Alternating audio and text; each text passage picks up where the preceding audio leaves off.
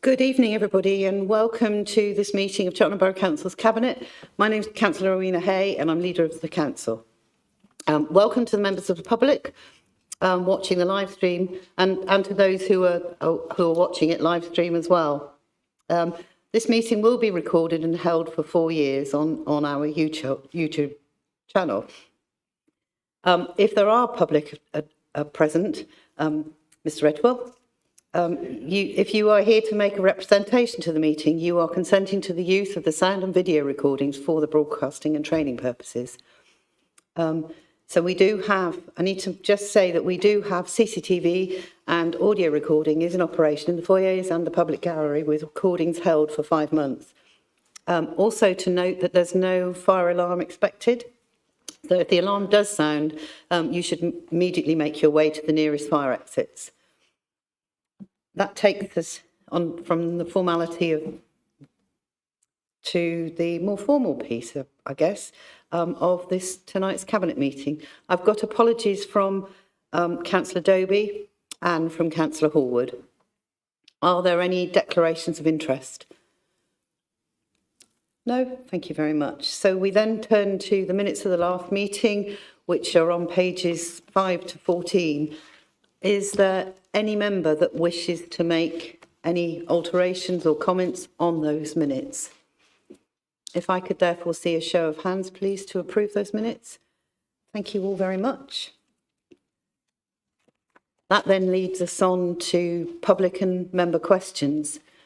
We don't have, and petitions, and we don't have any petitions, but we have received questions. The first question tonight is from Mr. David Redwell to the Cabinet Member for Finance and Assets.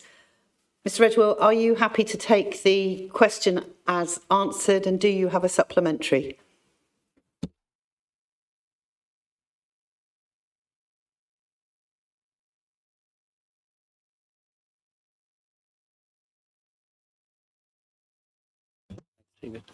Yeah, I do have a supplementary to the council. The answer is quite complicated, really, that half the bus station appears to be owned by the borough and a lot of the assets are owned by the county. So one set of bus stops where National Express goes from are owned by yourselves, and then the rest of the bus shuttles, as well, I've read it, are owned by the county council. If there was a need for a unitary authority, that proves it. But I suppose in the meantime, the question I'd ask is, if we want to invest in it, which is one of the priorities of the county as a transport hub, and Roger Wyvern's fully engaged with me on that, how are we going to have an investment stream with the budget you're setting tonight for Royal Well and also with the county council after the local elections, I suppose? That's our question, understanding how we're ever going to get this transport hub that I'm actually sitting on a board at the county trying to develop. As the bus, I'll correct that, as the bus passenger advisor on that board.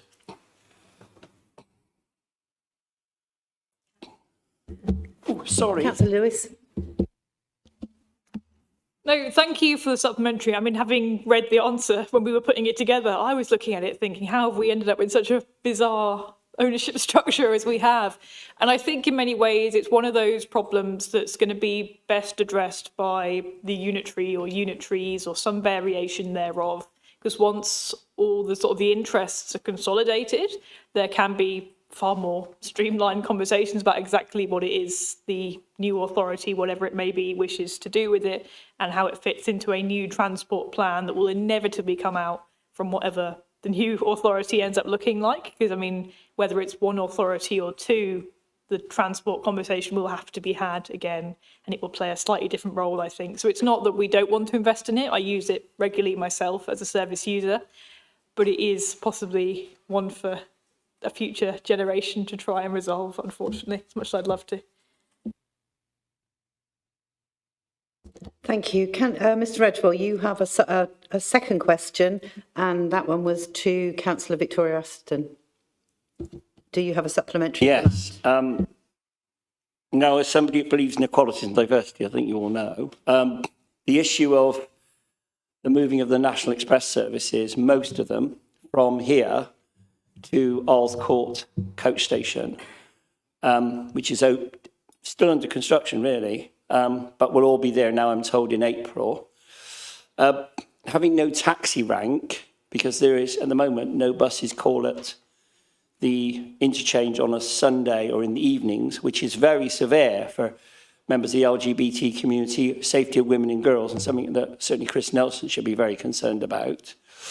The need to get a taxi rank there is very important because people need to get on and off those buses 24/7, and they run 24/7 out of Earls Court now.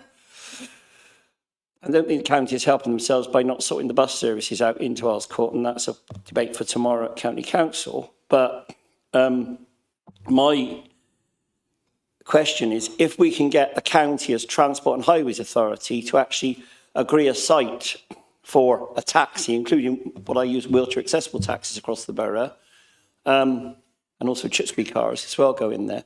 How quick can we actually get a taxi licence granted for a rank in there? Because I understand from the county this afternoon, whilst they own the site and own the bus station, you would be the licensing authority for a rank and for the safety and commuter safety and passenger safety at that rank, I'm told. So how quick can we do that? Because at the moment, this is quite serious. We have passengers arriving 1, 2 o'clock in the morning from Bristol, from Birmingham, and unable to get a taxi and nowhere to put a taxi down. There's no wheelchair accessible. This is an urgent situation, really. Councillor Atherstone. Thank you, Mr. Redwell. And I agree with you that we really should have taxis at the new Earl Court transport hub. So, and you rightly mentioned, as it says in the response, that that responsibility, statutory responsibility, is currently sat with Gloucestershire County Council Highways. But I would more than happily, as it says in the response, work with you and officers so that as soon as something does come to fruition, I know our officers will be keen to work with that and with the County Council to make that happen. Question tomorrow at the county. Unitary government will be much more helpful. Thank you. Thank you, Mr. Redwell. All the other questions from members of the public have been answered and written responses supplied to them. There are no other members of the public here to ask supplementary, so we then move on to member questions, of which we have 2. We have the first one from, well, they're both from Councillor Willingham. One is, and they're both to Councillor Mike Collins. Do you have a supplementary, Councillor Willingham, for the first one? Yes, Leader. Firstly, I'd like to thank the Cabinet member for his reply.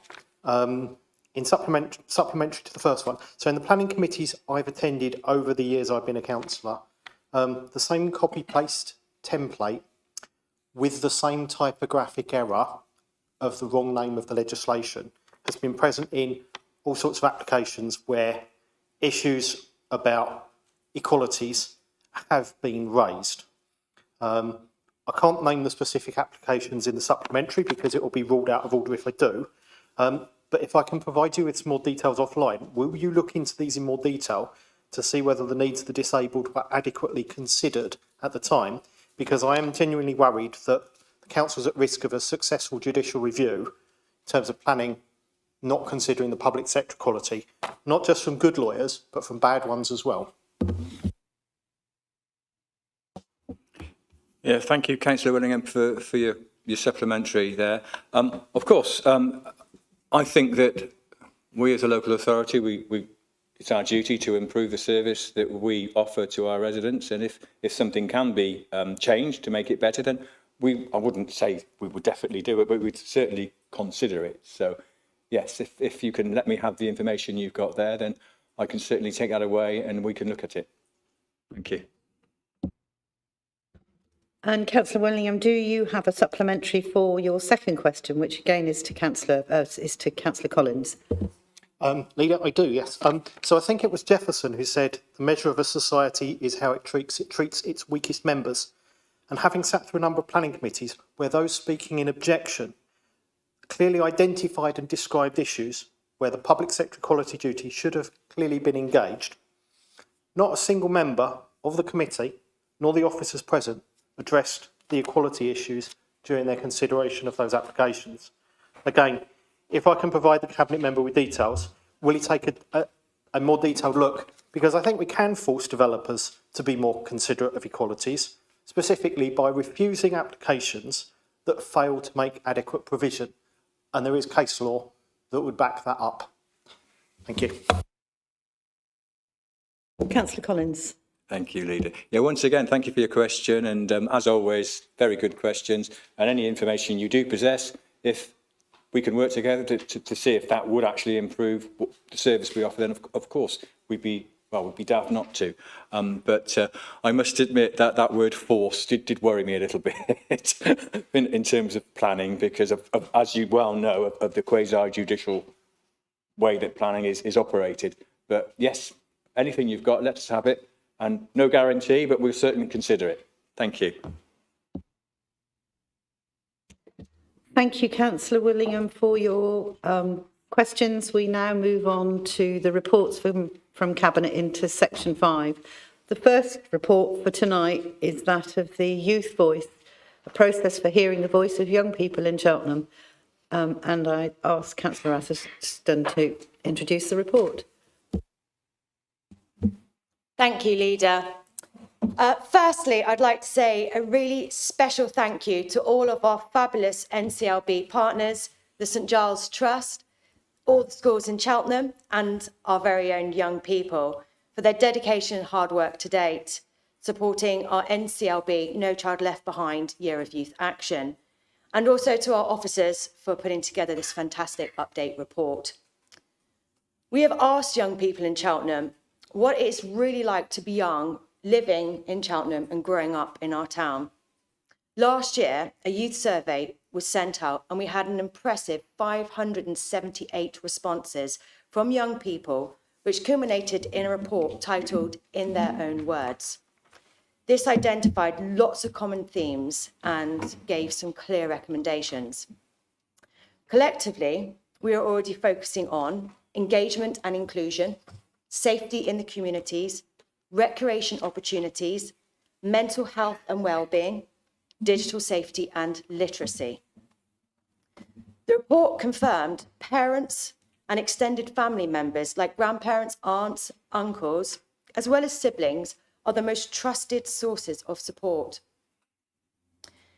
It was the first time I've been able to read such insightful news from young people in our town to really understand what we need to do a bit differently and to better support the lives and outcomes of our wonderful next generation.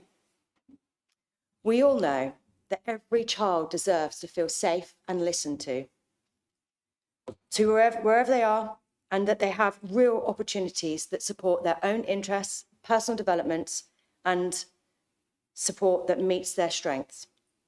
So it's so sad to read that only 18% of young people in Cheltenham feel listened to, and many of their concerns are around safety, either online, in the communities, or the town centre. As part of our Year of Youth Action, we have already agreed to proactively ask young people for their thoughts, concerns, and ideas, then to proactively listen to what they're saying, and then to take youth-led action. A lot of youth-led initiatives are already being worked on by our partners and the council, such as supporting a youth-led Changemaker initiative, police drop-ins aimed at supporting young people. We're supporting, when I say we, I'm talking collectively, NCLB partners, Gloucestershire Constabulary to help raise awareness of online safety for parents via local schools, safe haven pilots during race weeks, making sure young voices are heard to inform the narrative of future iterations of the council's culture and sports strategy, working with partners and businesses to develop a Cheltenham Youth Pass. The NCLB Youth Voice subgroup are exploring funding initiatives to help young people improve the safety and recreation in their local parks. And collectively, we're in a position to work together to better understand children's mental health challenges. This report is extremely insightful, detailing all the work carried out to date over the past few years, and a final report will be brought to Cabinet in December this year. To support this year of youth action going forward, I would welcome your comments, and please do approve the recommendations as set out, which is to note the progress made to date with No Child Left Behind, to note the outcome from the recent engagement with young people, to endorse the work ahead for NCLB Year of Youth Action, and finally, to endorse the principles of the national hereby right and agree a self-assessment should be completed. Thank you. Thank you, Councillor Atherstone. Would any member like to comment or ask a question? Councillor Clucas.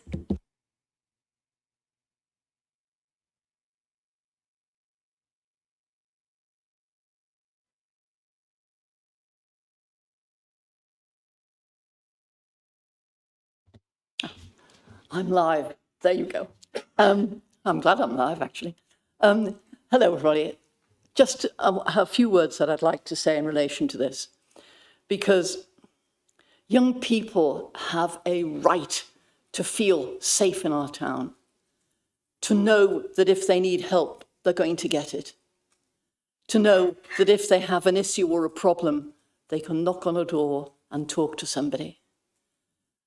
The sadness of this report is that so many young people have felt that isn't the case here.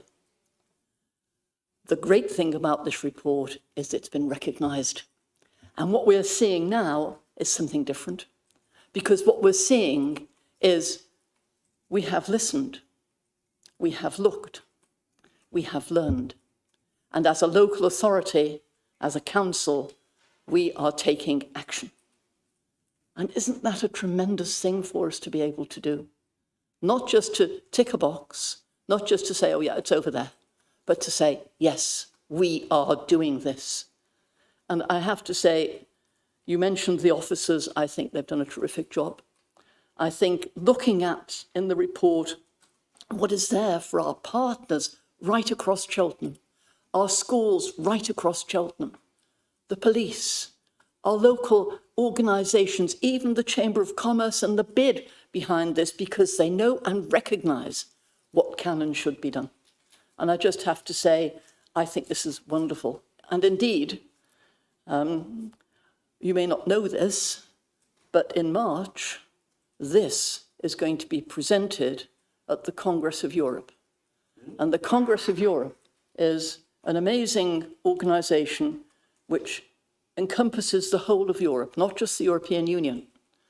And I will be presenting this at that because not just here, but across Europe, young people need to feel they're listened to.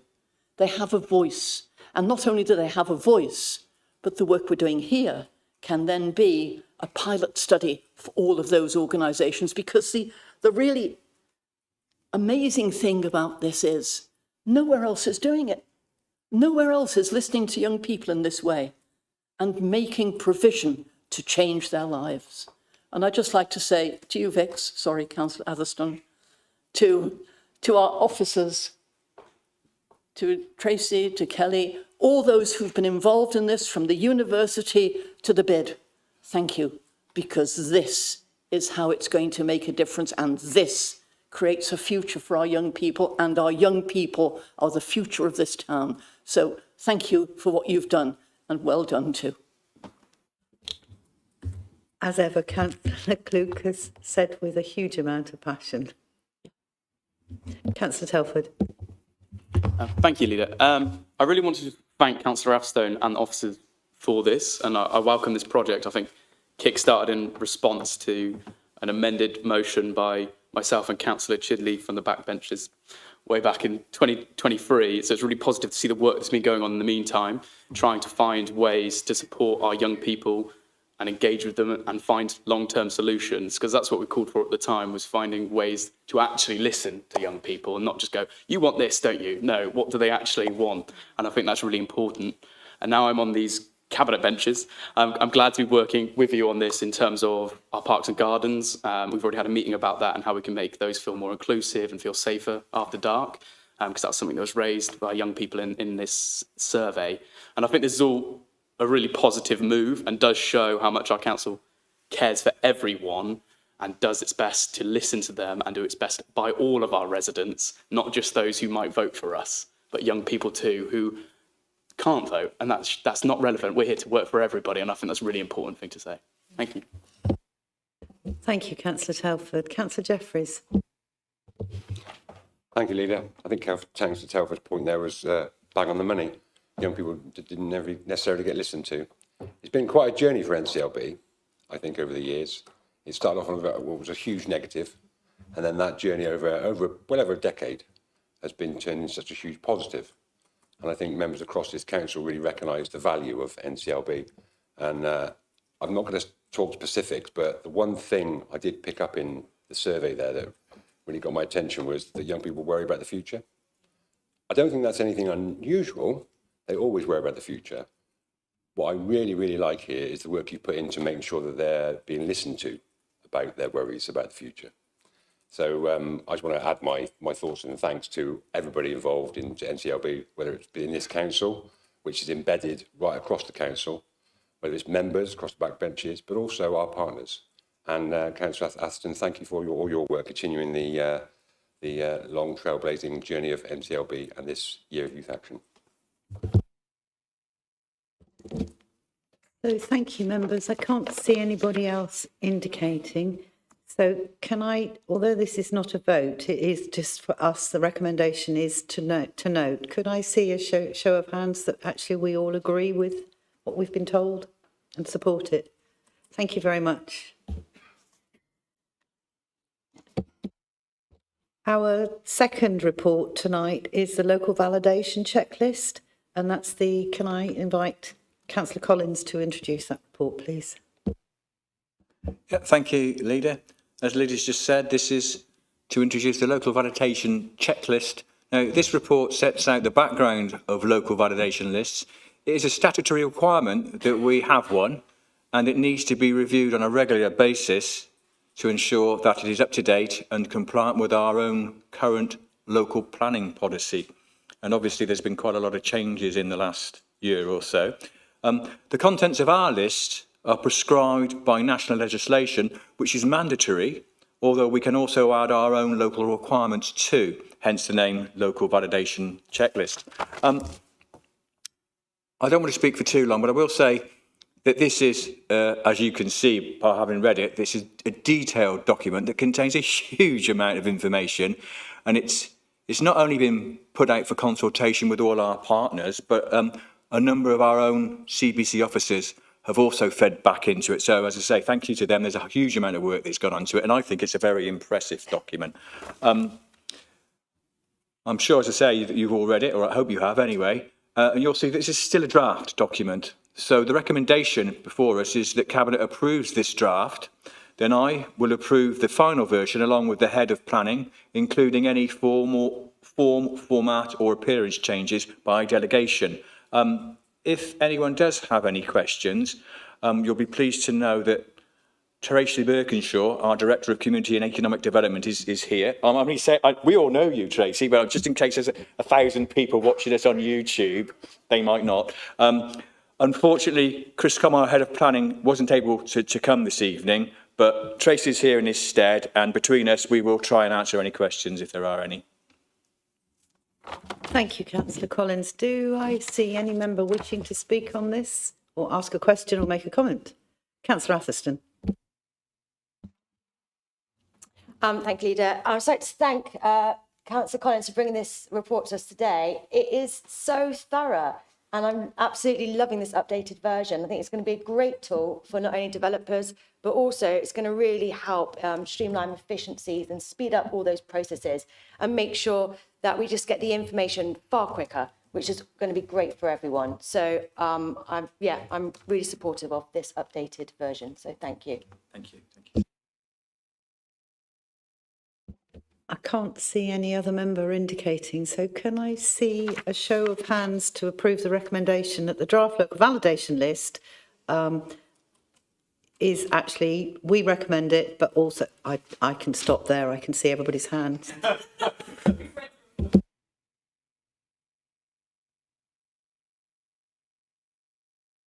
So the next report for tonight is the delivery of vacant units and town centre land use action plan. And that's the report of Councillor Horwood, who obviously is not here tonight. It is what it said. It's a vacant units action plan. I will stand in Councillor Horwood's stead. But it's pretty self-explanatory of what the intention is. There's a great deal of work that goes into trying to encourage and work with our vacant units and the landlords, but it is, as you all know, and is clear, it's not always within our control of to how that happens. But we do absolutely, and we've had some successes. Even if it's just to make vacant units look more presentable so that they don't look an absolute shambles, which they can sometimes. So is there any member that wants to comment on this report tonight? Councillor Jeffries.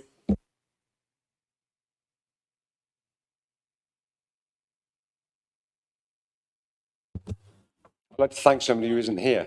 I'm back on now. Somebody who's actually been elevated to different echelons of power. Because a little-known councillor Wilkinson first started this when he in his cabinet role, bless his cotton socks. So I hope hope somebody can take the time to send it to him as an update, because, like I say, lots of work's been done.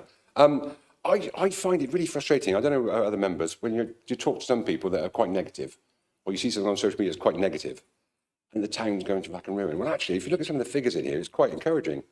7 to 8% occupancy or vacant unit rate compared to a national average, nearly half underneath the national average. So it doesn't take much. It takes one building to fall into disrepair. I think there was one on the near Canbury Place that was the thorn in the side of a lot of people.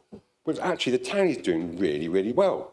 So yeah, I just want to thank Councillor Wilkinson, who's now MP, Member of Parliament Wilkinson, and officers, because I think actually this is a cracking piece of work, and just keep up that in support of our town. Thank you. Thank you, Councillor Jeffries. Is there any other member that wishes to comment on this report? No, so could I see, it is for us to note, but could I see a show of hands that we agree the contents? Thank you. Our next agenda item tonight is the volunteering policy and processes, and that's the report of Councillor Atherstone. Thank you, Leader. This is another good, positive policy I'm bringing forward today. It's absolutely wonderful that we have so many kind volunteers offering their time to help in our green spaces, at our events and projects across the town. We currently have over 260 individuals registered as volunteers and over 30 constituted groups. The majority of our volunteers and groups volunteer within our green space development team.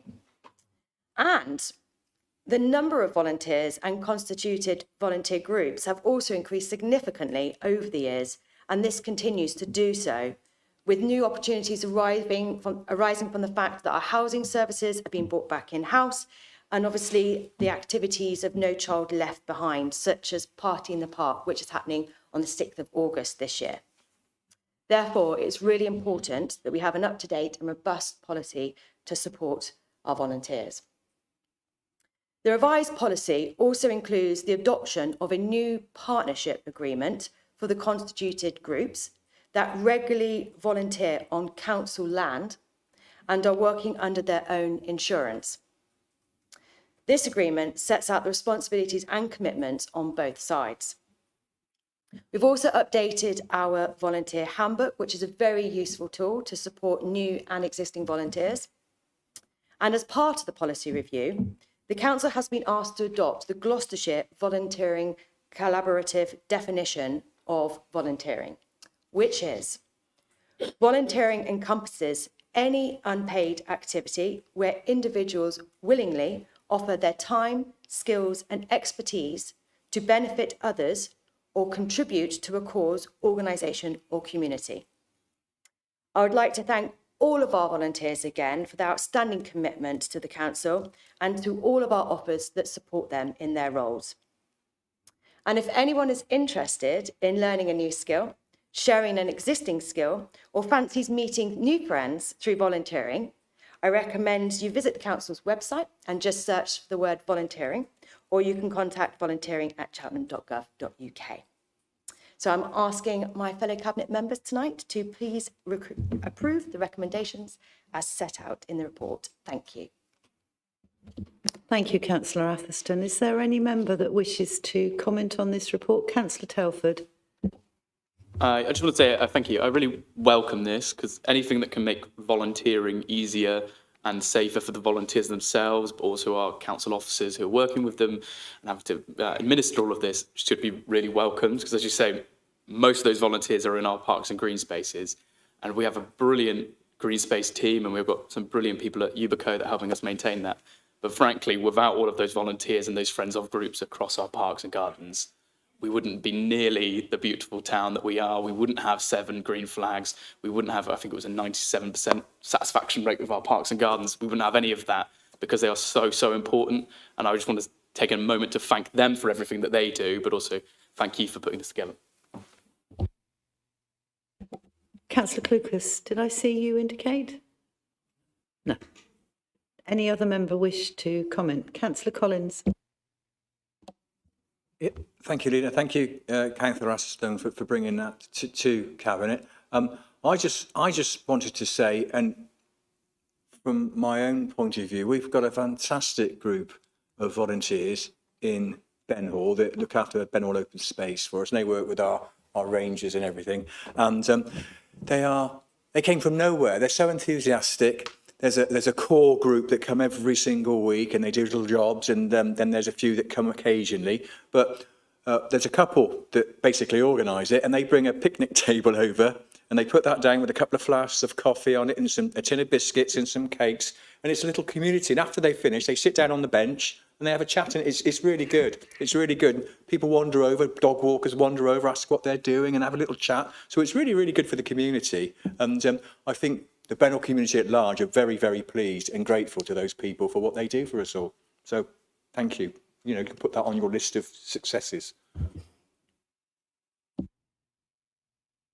I can't see any other member indicating to speak. I'd just like to make a comment in terms of the fact that, it's one of the strengths of I believe, this administration and this council's philosophy is that we can't do it all alone. So we have great partnership relationships, and we couldn't do half of what we do without those volunteers. And I mean, I'm, like many of you probably, I'm a volunteer within my own community.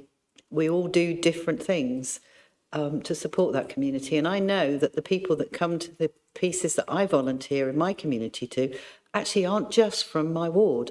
They are from other areas, because it's a safe place to go, place to come and knit and natter, to do jigsaw puzzles, to have a soup lunch, all sorts. And that's all run by volunteers in itself. So it is absolutely vital to our communities, that volunteering ethos that I believe this town's really adopted. Can I see a show of hands, please, to approve it? Thank you very much. So we then move on to agenda item 9, which is the dedication agreement at Pittville Park. It's a bit of a mouthful, this, and doesn't really say what it is, but I'm sure Councillor Lewis is going to enlighten us. Councillor Lewis. Thank you, Leader. I shall do my best to enlighten away. So this is one of the very few sub-10-page reports I'll be taking quite possibly this year. So I'm going to try and keep it as short as the report suggests. So the new Cheltenham to Bishop's Cleeve cycleway is designed to make it safer and easier to cycle across Cheltenham and across Gloucestershire. while its overall success is up for some public debate, I think it's fair to say there is one bit of land that I think is going to be a massive contribution to our cycle network. And that is a small, narrow strip of land that we own along the edge of Evesham Road by Pitfield Park. You might be familiar with it. GCC would like permission to use this very thin strip along the edge of a green space to have some more cycle infrastructure, which I think is a great thing. Because it is a designated public open space, we have had to serve a notice and invite any objections from the public, which is reasonable. It's their public space at the end of the day. We served notice twice in December and received no representations. So if anyone is strongly opposed to this bit of cycle infrastructure, they haven't got in touch to tell us. So do let us know. But you've had 2 consultation opportunities. So I think we might be good on this one. So if you agree to the recommendation in this report, we will still own the land. We're not flogging any land off to anybody. We're simply giving GCC permission to use the land for some cycle infrastructure. And they're even going to pay for the maintenance, which was my big question when we were looking at it. Cabinet Member for Finance for you. I think this is a pretty good idea, and I hope that Cabinet does as well. Any member wish to comment on this decision? No. Could I see a show of hands then to accept it, or the recommendations? Thank you kindly. That then leads us on to the agenda item 10, which is the corporate risk register, which is a report of myself.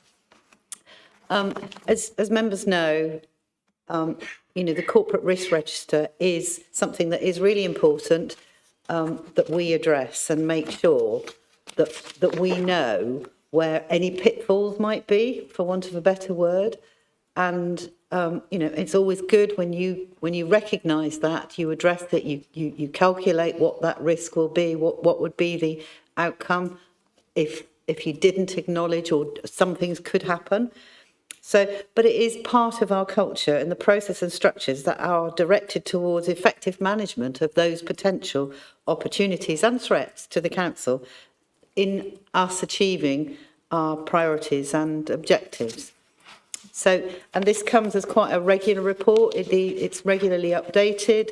It came to us last year. It was reviewed. So the risk management policy was actually reviewed in October last year. And each time, every month, our leadership team also look at it to make sure so that it has a monthly eye being cast over all those risks on that register. The report itself is actually quite self-explanatory. I mean, we've had 8 new corporate risk registers added to the register since last time, which are clearly set out at 2.8. And, the Appendix 1 contains a full list of our corporate risks, but the top 4 risks are highlighted for this report. So we've got an MTFS risk, we've got capital resources, Golden Valley development, leisure and culture venues. Those are our top 4 current risks. So there are others, which I said as in the appendix. And of course, it would be remiss of me not to just say that actually one of those, or 2 of the new risks that have been identified is that of the local government reorganisation, because the risk of that is that, devolution, if the devolution of powers from government and the creation of strategic authorities is not managed effectively, then there is the potential of disruption to certain services. So we've been really mindful of how we move forward with the with what's happening with LGR and devolution. So this is not for approval, it is rather to note the corporate risk registers. But again, could I see a show of hands, please? Thank you kindly. So our next agenda item, most of the next reports are actually falling to Councillor Lewis. So the first one is the business rates relief. So thank you, Leader. I do note the certain level of reluctance in which that was expressed. More reports from Alicia, but I'll try and get through the many reports that I've got to bring you as fast as we possibly can. So retail, hospitality and leisure are some of the most important backbones of Cheltenham's local economy, and we as a council do everything we can to support them, to ensure that they can keep running, keep providing the vibrancy that our town is known and loved for, and provide sustainable jobs for many people across our town. One of the ways that we do this is through the discretionary business rates relief scheme. So this year we're merging a few categories, making things a bit easier to understand, especially if you're trying to work out which discretionary rates you may be entitled to. But for the most part, this is more of a noting the continuation of previous policies update. There are no significant updates to the scheme itself. We are, in many ways, sacrificing around 50 grand worth of income in agreeing the terms that we're putting on the table here, the extra support that we are offering to these businesses. But I think it's a worthwhile sacrifice. I think these businesses keep our town running, they keep our people in their jobs, they give us so much to enjoy, and 50 grand is pretty cheap in return. So I think it's right and good that we accept these recommendations. It is, as I said, in many ways a continuation note rather than one with extensive amendments. Any member wish to comment on this report? No, I think in these times of, well, challenging times for businesses, it's really good that we're able to participate in this and give people the support that it could make the difference between them existing and not existing, continuing to be able to trade in one form or another. So it's, yet again, we do things that we don't have to necessarily do because we choose to do that in terms of our residents are important, but our residents need to benefit from businesses and a nice, good, diverse set of businesses as well. So could I see that the recommendations are set out in the report? Could I ask members to indicate their support? Thank you very much. The next report is that of the housing revenue account revised report. That's again Councillor Lewis. Thank you, Leader. I will say that the next two reports are incredibly significant and in immense detail that I hope many of you have read because you have until Friday to have done so if you haven't already. I'm going to keep my speeches on the topic at this Cabinet meeting incredibly brief, predominantly because the jokes that I'll tell won't be funny the first time, let alone twice in the same week, but also because I think the detail and the conversations we need to have about the conversation about the contents of these reports are better had by the entirety of council, including opposition members and just the full spectrum of representation for Cheltenham, rather than those of us at Cabinet who have heard many of the arguments I make over and over and over again, week in, week out. I will say that this is quite an exciting report in its own right, in that we have the housing revenue account back in-house for the first time in quite some time since Cheltenham Borough Homes became, once again, part of our organisation, a move that I think we're all very grateful to have. It's good to be working with the people who were a little bit arm's length. They're now back in the fold, and I think that's a great investment in Cheltenham's future, as well as a cost saving for delivering the service. This report details significant investment in our homes, both in repairing and maintenance of the homes we already have, and in securing additional council homes, because one thing all of us in Cheltenham know is that there are not enough council homes in Cheltenham. There are not enough council homes in Gloucestershire. There are not enough council homes in this country. And in many ways, it's a tragic indictment of the state of this country that we need as many council homes as we do. They're a fantastic model for housing that works great for a whole range of families and those who need additional support, but it's almost quite sad that our economy is in the state that it is, that the demand for these houses from people who've been kicked out of homes in the private rental sector has gone absolutely through the roof. We're investing in everything from fire safety post-Grenfell to decarbonisation and making homes cleaner and greener to run, but also warmer and cheaper to live in. It's a really ambitious strategy set out in this housing revenue account, and it's the start of something I think even more ambitious to come. So as I said, I'm going to keep my speech brief, but I do hope that you note what is in the report and accept the recommendations. Thank you, Councillor Lewis. Is there any member who'd like to comment? Councillor Clucas. Thank you very much, Chair. Just to say thank you for the report. I think it's a good report, and I think it's really fantastic that we've got Cheltenham Borough Homes back in the family. And the lovely thing talking to staff is how many of them feel that way. Yes, it's different. Yes, they're getting used to working in a slightly different way, but it's like coming home for many. And I just think that that's a lovely thing to be able to do. The other issue, of course, is that we are going to build more homes, and we're going to build more homes for our people living here, not to make money out of them the way it's happening in some areas, but actually to give people a decent, warm, comfortable place within a community to live. And I think that that's terrific. A lot of homes will be built in my patch, for example, about 4,300.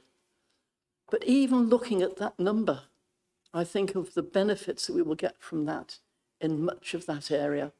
And I think of the benefits that our residents will get from that, particularly those who otherwise would find life extraordinarily difficult.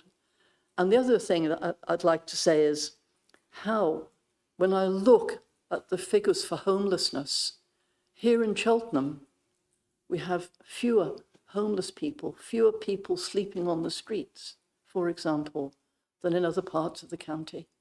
And I think that that is a great thing to be able to do, to give people not just a safe space, but a home to look forward to. So thank you very much, Councillor. Any other member? Councillor Jeffries. Thank you, Leader. Thank you, Councillor Lewis, for this year's budget from the Housing Revenue Account. One I always look forward to reading. As you members will be aware, I've had an affinity with housing throughout most of my council career or council life. It always boggles my brain, actually, when you look at the amount of money and what we do with it in terms of the Housing Revenue Account. I'm particularly pleased that we are still investing as much as we are, given that we have been through challenging times. It does sadden me that homelessness still exists. It saddened me greatly because during COVID, the government, a swish of a pen and some guidance swept up all those homeless people and found accommodation for them. And then COVID ended and they're back out on the streets, which really makes me sad. But I am really pleased that this council continues to invest in homes, the existing ones, and continues to invest in building more homes. We've had a housing crisis all of my lifetime. I'm not sure we'll ever get out of the housing crisis, but at least we are doing what we can for our residents in the best fashion we can. So thank you, councillors, for the Housing Revenue Account, and I'll probably mention some more like you will at council.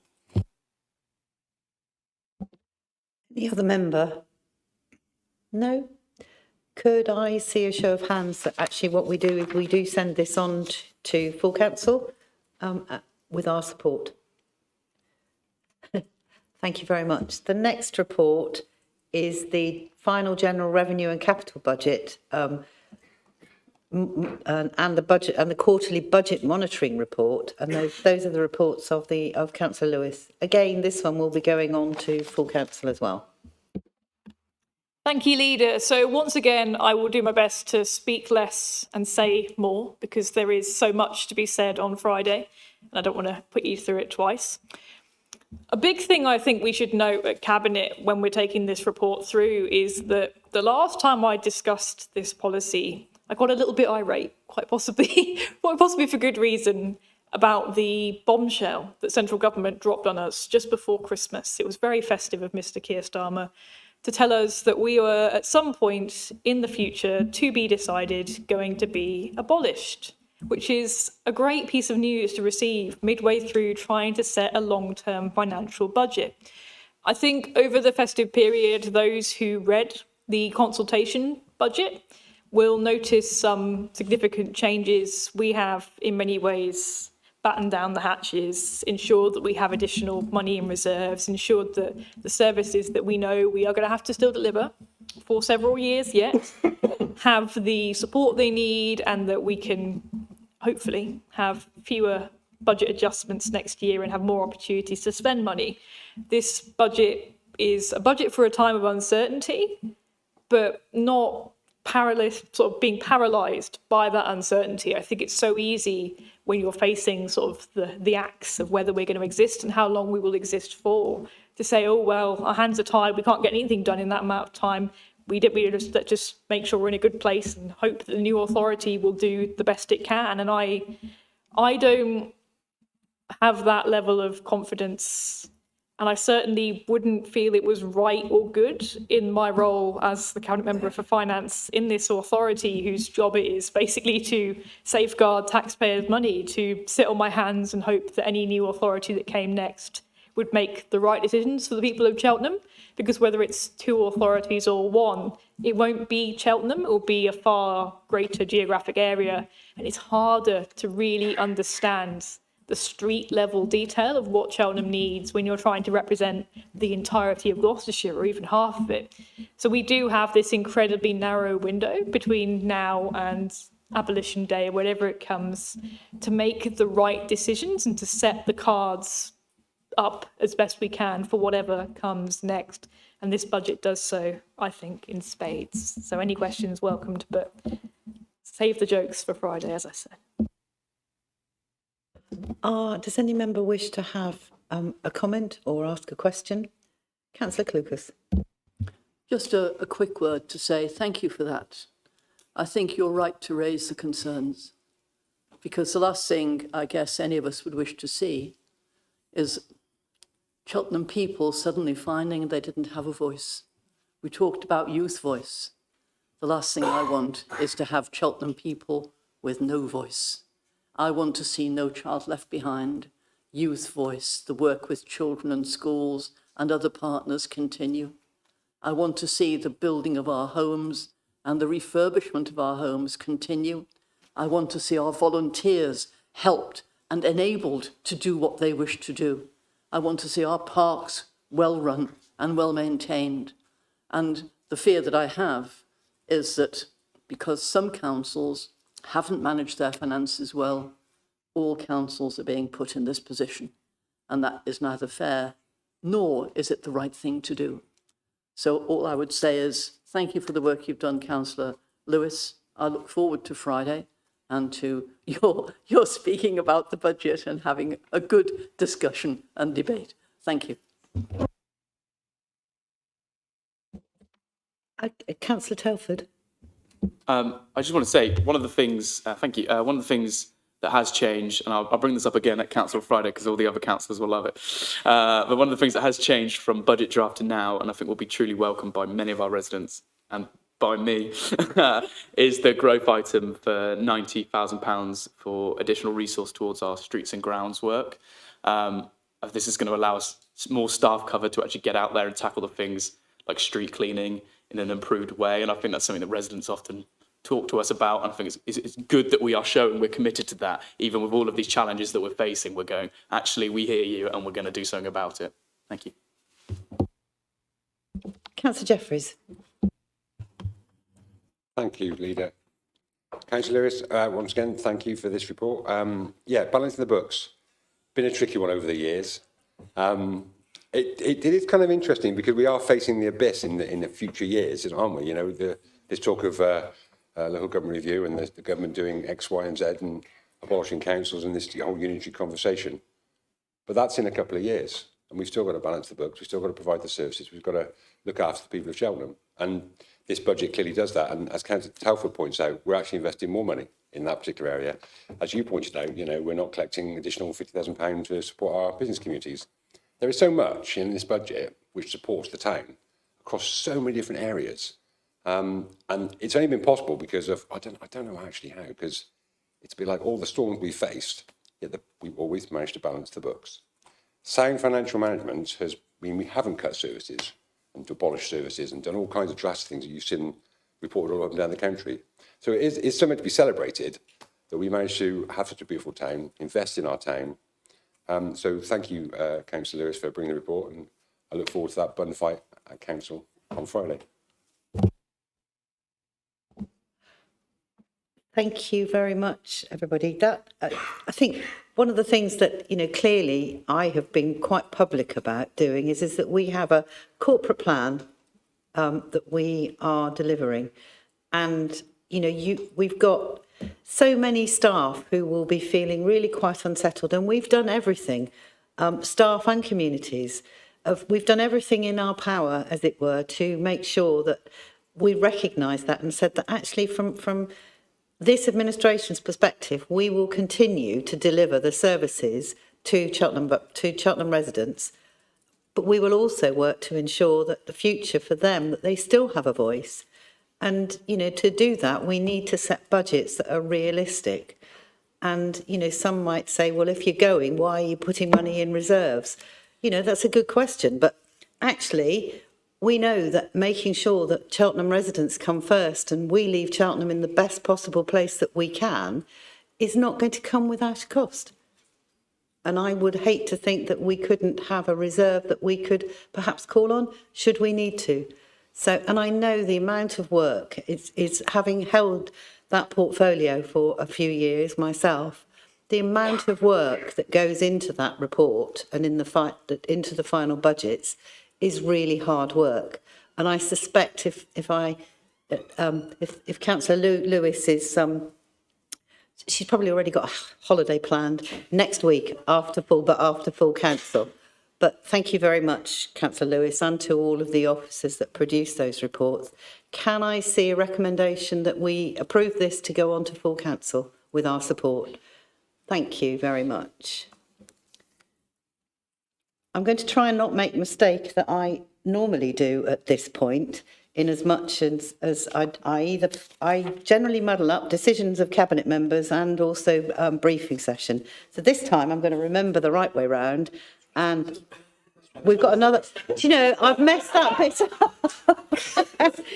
Oh, never mind.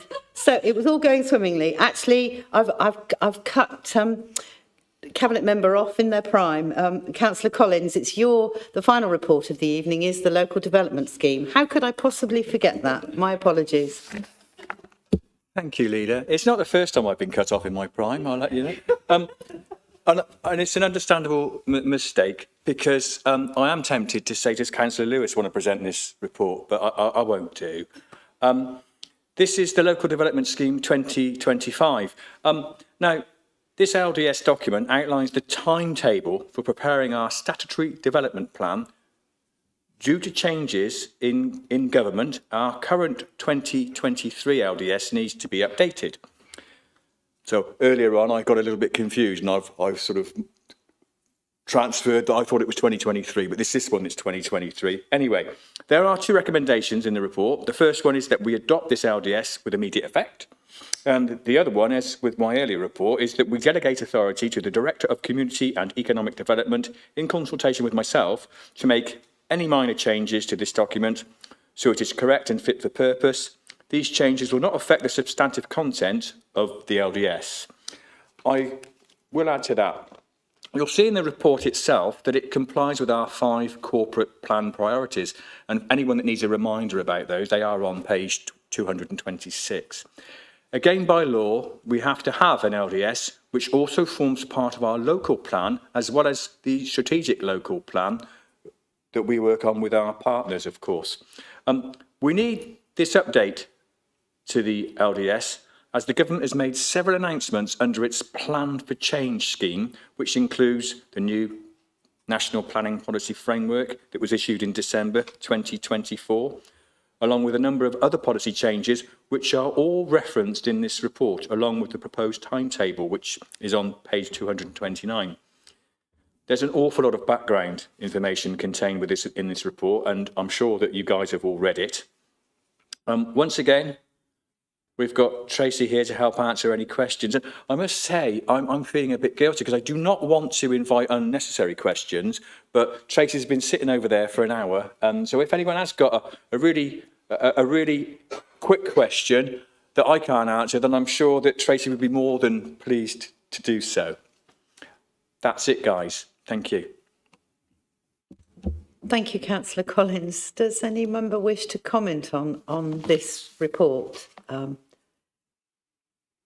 I can't see any. You've stunned everybody with silence, Councillor Collins. I think it's a really important document, and it somewhat sometimes can be overlooked because it's one of those things that we just have to do. And I mean, it links really closely into when you look at those corporate priorities, it links into our budget. It all ties in together is that our corporate priorities are reflected in our budget and obviously reflected in this paper as well. So it is a key decision for us. So it isn't a note, it is for us to approve this document. So could I see a show of hands? Thank you very much.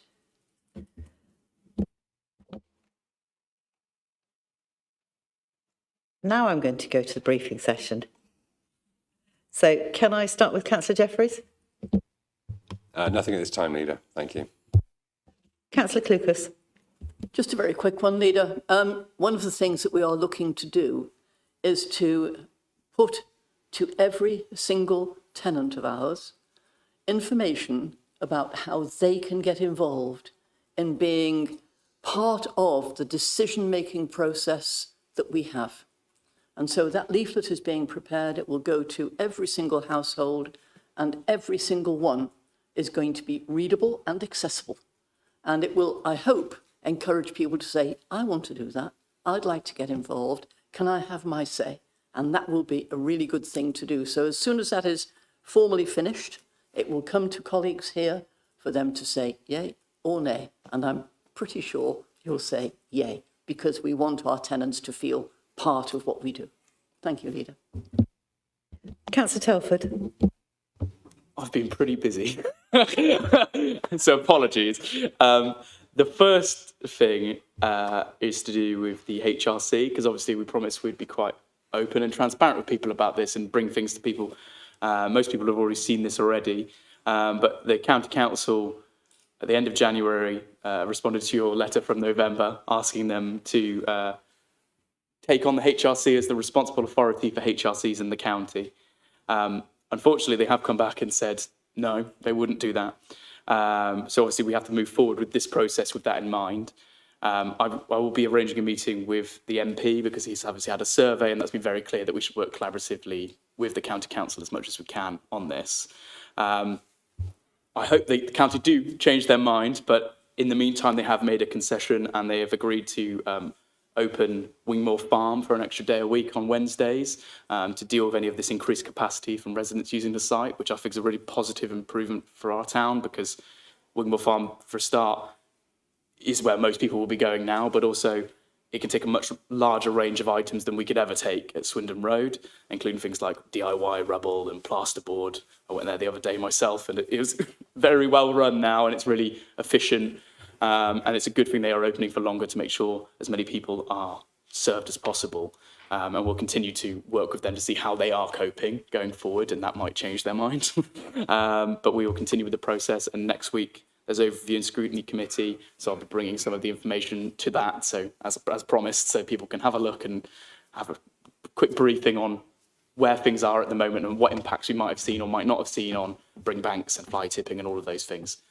And I do want to thank residents for their continued commitment to recycling as much as possible, especially as our curbside offer continues to improve. As part of that, we've recently launched the Litter Lotto app. So I'd encourage residents to just go on the App Store and download it. You just sign into that.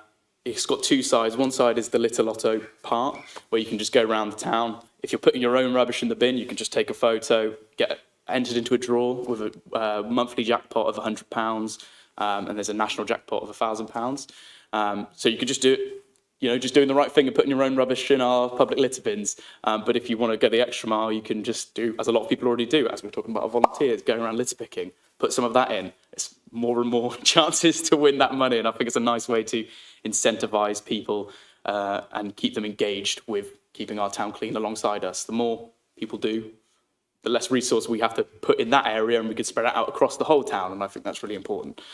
On the other side of the app is the at-home side, where you can scan things that you've got, and you go, oh, which recycling container is this meant to go in? Because sometimes we recycle a lot as a town, and sometimes it can be a bit confusing about which box it goes in, which bag it goes in, and it will tell you that. For example, we've had some issues recently with, the brown paper you get in boxes from Amazon or whatever. That should go in with cardboard, really, rather than with your paper, because it's better to recycle it that way, and it means we get a better rate at the end of it from our recycling broker. And so this would explain that to someone if they scan, oh, which bag, does this go in the bag or the box? It would tell you that.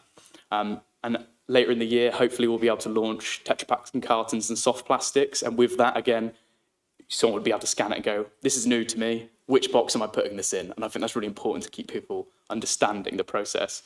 But not only that, if you keep notifications on, even if you only had the app for this part, I think it's quite useful, is that it will tell you the day before, oh, don't forget, tomorrow's your bin day. Put out, and it will tell you what you're meant to be putting out that week. So we're like, oh, don't forget to put your recycling boxes and your food waste out, for example, so you don't have to do that peek, even I do it, the thing through the front door, what's everyone put out, what's my name, which is always a bit awkward, it's the cabinet member responsible to check on what my neighbours have put out, but we all do it, and the app's been quite handy for that.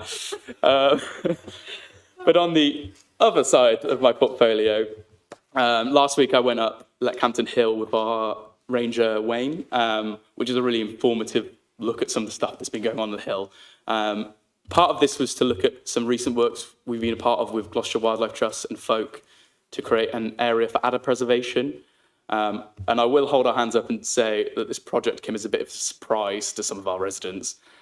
And so we've taken some learning from that and how we approach similar projects in the future, where we're establishing a more robust protocol for wider engagement, which I think is really important. People need to be aware of the what, why, and how of any big changes that we do make to our green spaces, especially ones as loved as Leckhampton Hill. All that said, the work done is for a really sound cause of nature recovery and protection of a vulnerable species. Because nature conservation doesn't always mean keeping things exactly the same. It can be regeneration, restoration, and recovery. And I think this project really aims to do that and creating a safe space for adders and small creatures on the hill, while also keeping dogs and people safely out of that area by the way it's cordoned off with the dead hedge and things like that, so we can coexist with nature on the hill that we all want to use and enjoy.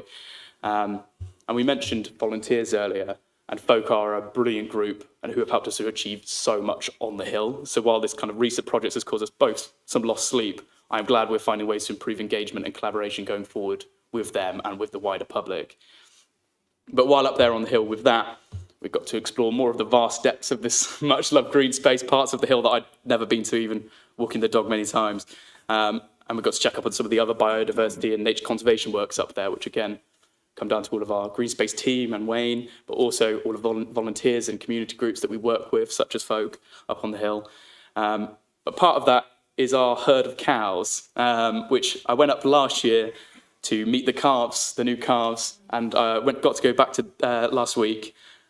They graze our land there, like wild grazing. They have a digital kind of fencing to keep them in a certain area. So we can make them kind of go at this part of the hill and wild graze the grasses there. And it's a really nice way of us keeping up the rare kind of flora that we have on the hill while keeping the grass down without need for mowers or anything dangerous on that side of the hill. And these cows, the ones that were calves before, are much larger now, with full curly locks on the head that I am very jealous of.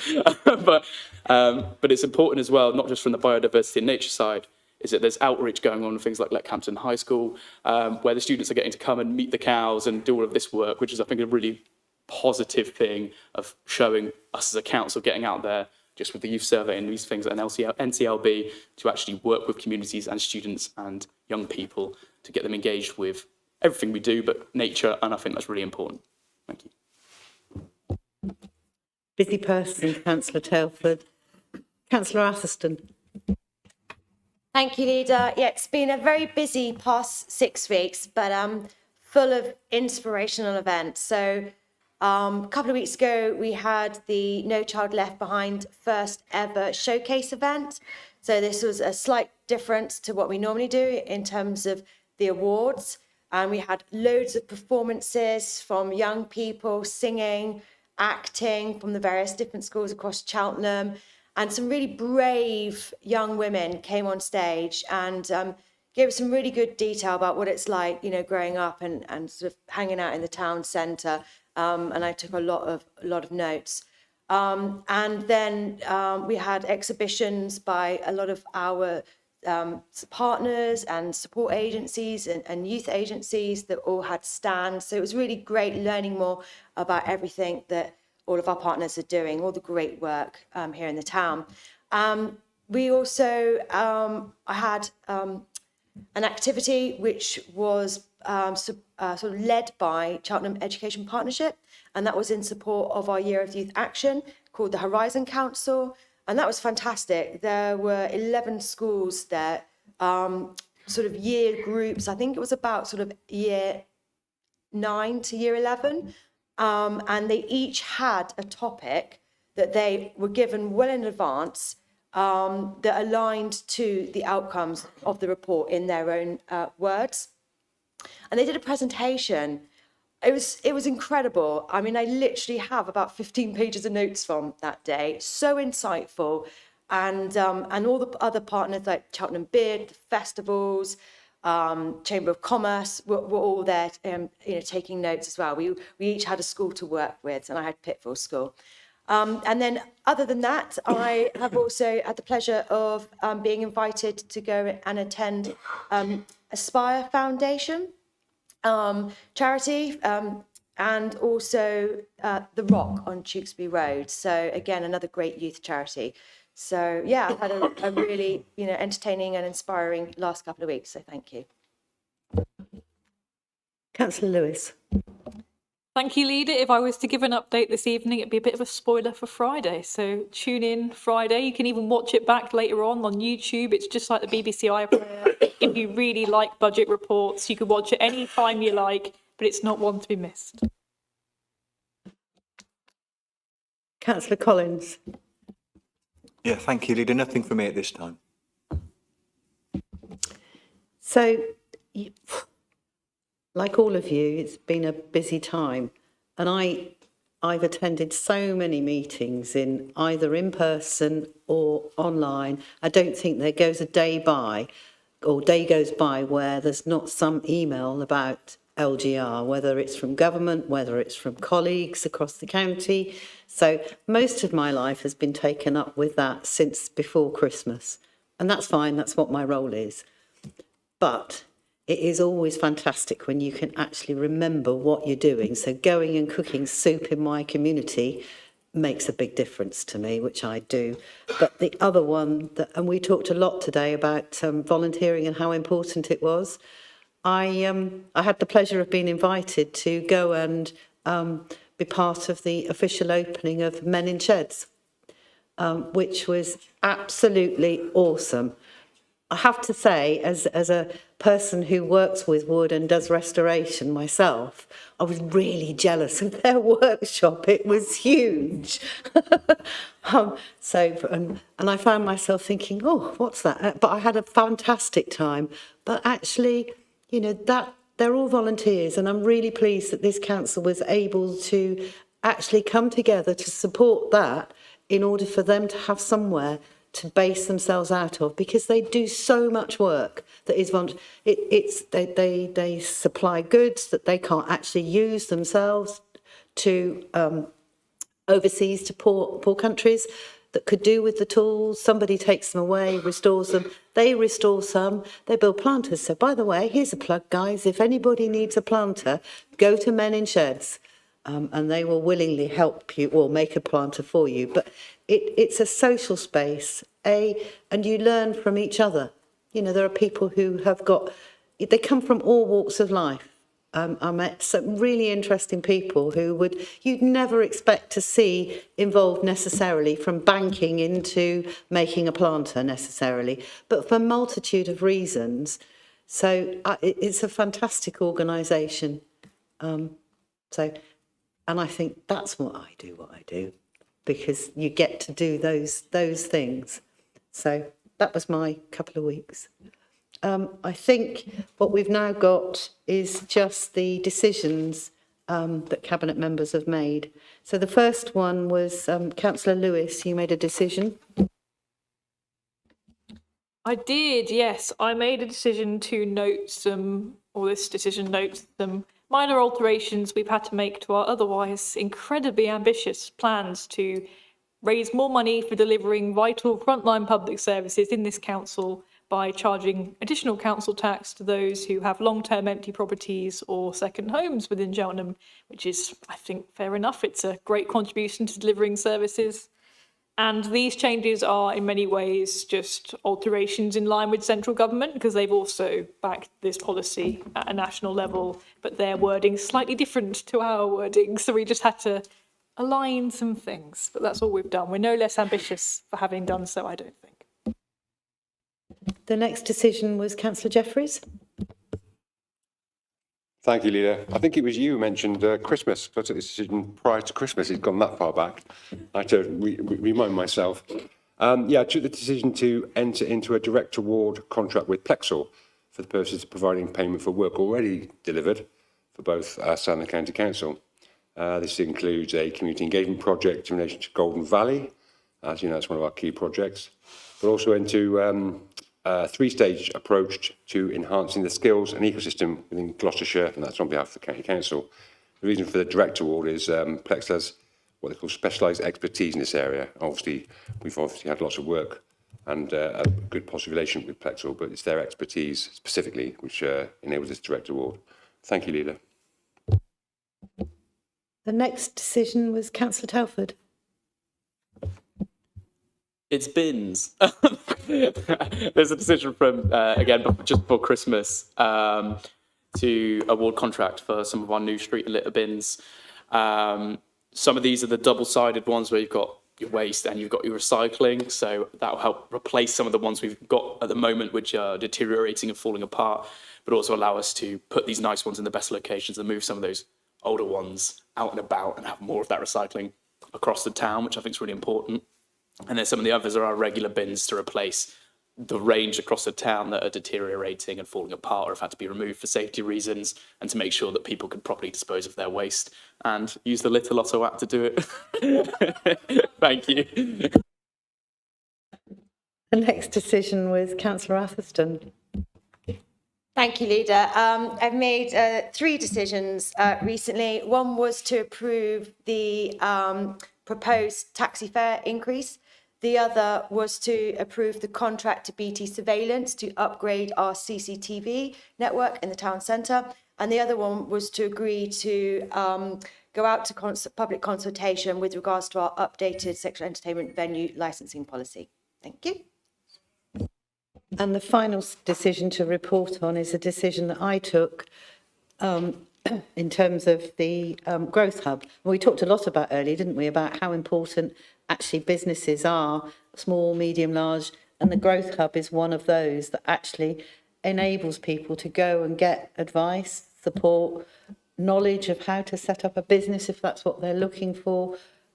So it's a really important facility that we have here. We have long supported it, and I made a decision that we would continue to do that for the next financial year. I think that's all of the decisions. There is no other items that I determine to be urgent and requires a decision. So 7:20, I declare the meeting closed. Thank you.